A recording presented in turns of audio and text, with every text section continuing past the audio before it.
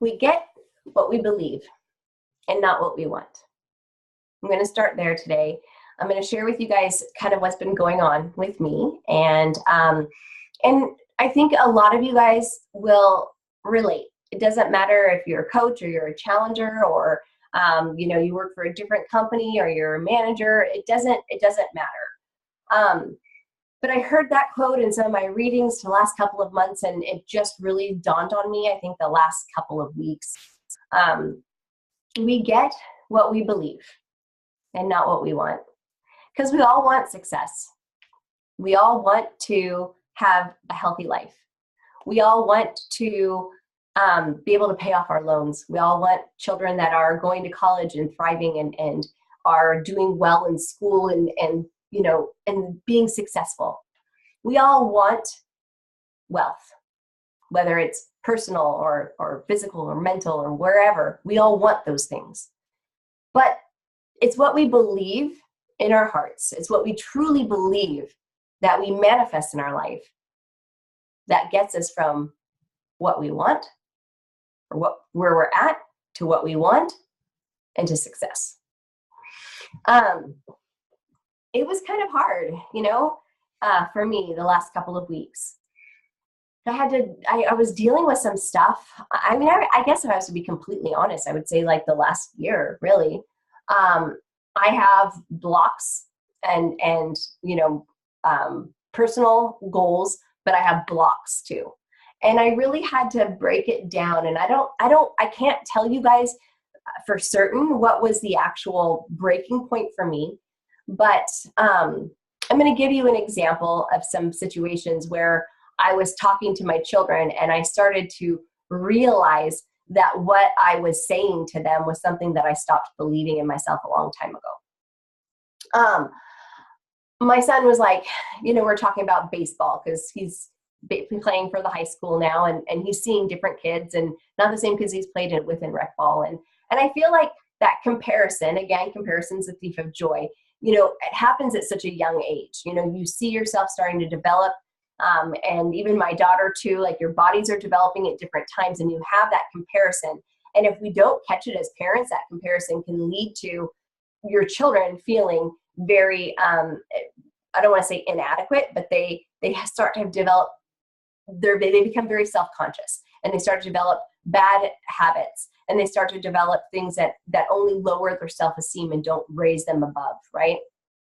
So there was a situation where Blake was playing baseball and I said to him, how are you feeling about the game today? He's like, well, I want to, hit a home run. I want to have a good game, but I don't think that I will. We're playing such and such team. And I looked at him and I said, why do you think that? And he's like, well, I want to, Mom, but I don't think that we will. I don't think I'll have a good game. I didn't have a good game last time when we played this team. And I just don't think that I'm going to be able to, to do as well. He goes, I guess it's good that we're playing at home, but I just don't. And I'm like, wait, stop. If you believe that you won't, you won't. If you truly believe that you won't, but you want to, it doesn't matter. You won't. So does that make sense to you? And he looks at me like, he goes, well, if I don't, and I said, Blake, if you believe that you're going to get on base, you will. If you believe that you will have a great game, you will.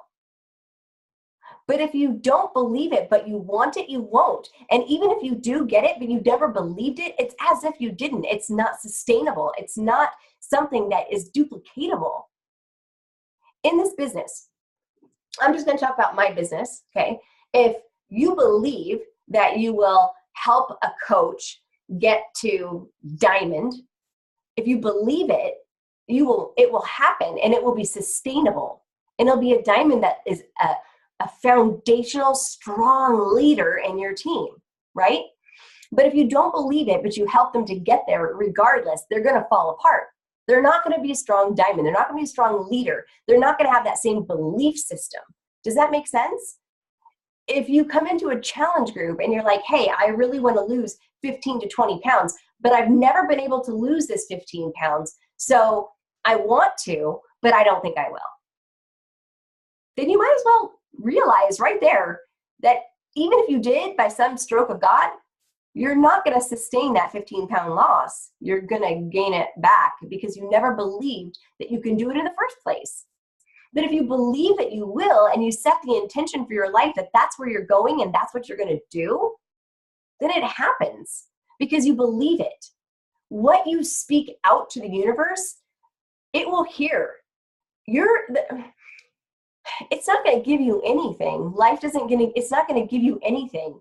And so when I look back at my business, when I look back at where I was, what I was doing when I first came into this business, my husband reminded me as I was going through this the last couple of weeks, my mind has just been so like overwhelmed, right? And he said to me, he goes, what did you do that first year that you were a coach? What was different about the Rachel then than the Rachel today? And I said, my belief. And he's like, then you just answered your own question. And so now you got to go back and decide, where did that belief change? And I said, it was how I was spending my time. Your time, how you set your intention for your day and the way that you set your time is going to really, truly make a huge difference in what happens in your life. And it doesn't matter if you're a coach. It doesn't matter if you're, work for a corporate America. It does not matter. It doesn't even matter if you're a nurse and you work 12 or 14 hours a day. It doesn't matter. It doesn't. What you believe is what will happen, period. And that is the God's honest truth. So I tested all these theories. I went back and I started to track. I started to look and I started to really reevaluate. And it comes back to, you are a product of the 5 to 10 people that you spend the most time with. Because even if you're spending time with, your family, but your family doesn't support and they don't have that same belief system, over time, you become a product of that person. You believe, you start to think, your mind starts to shift into that way of thinking.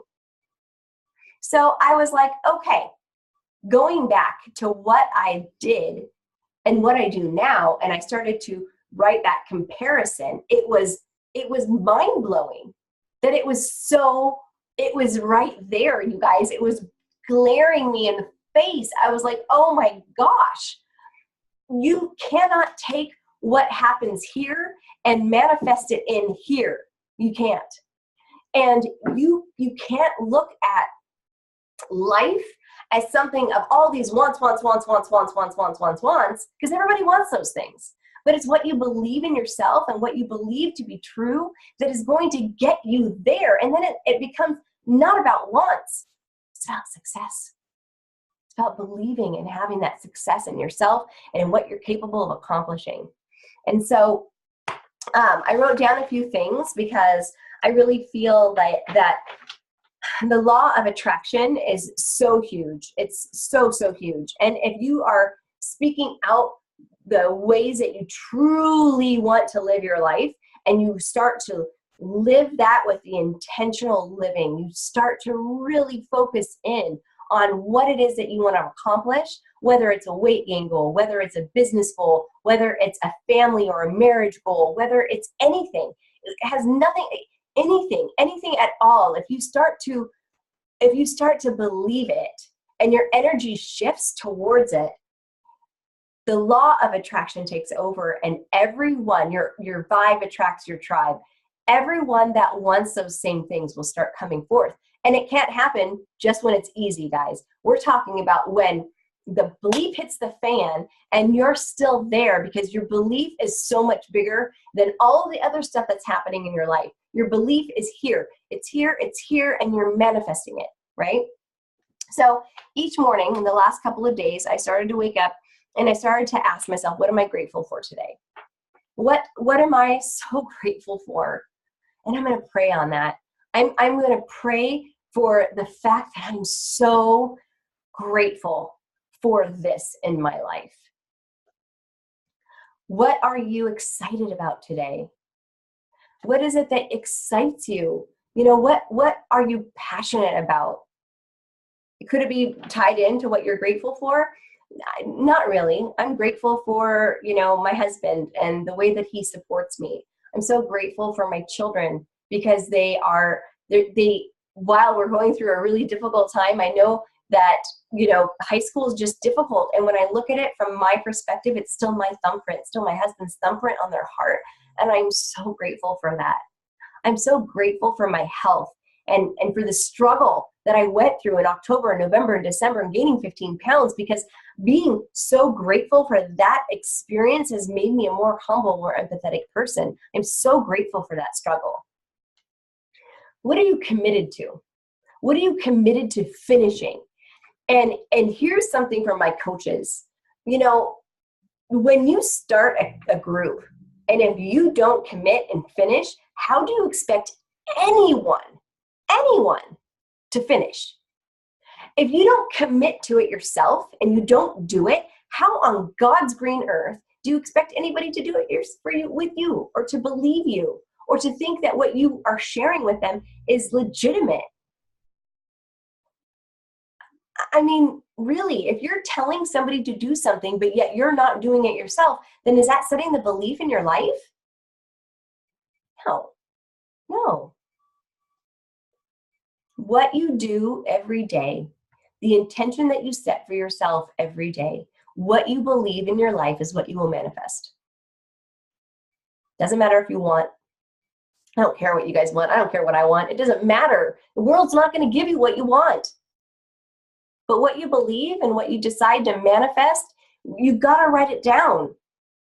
That was one other thing. I'm going to leave it there.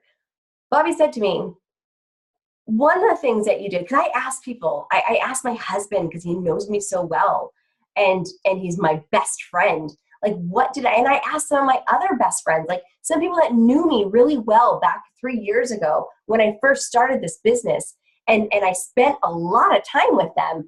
I asked them, like, where's my disconnect? And it all came back to me and how I was spending my time, and who and what and where.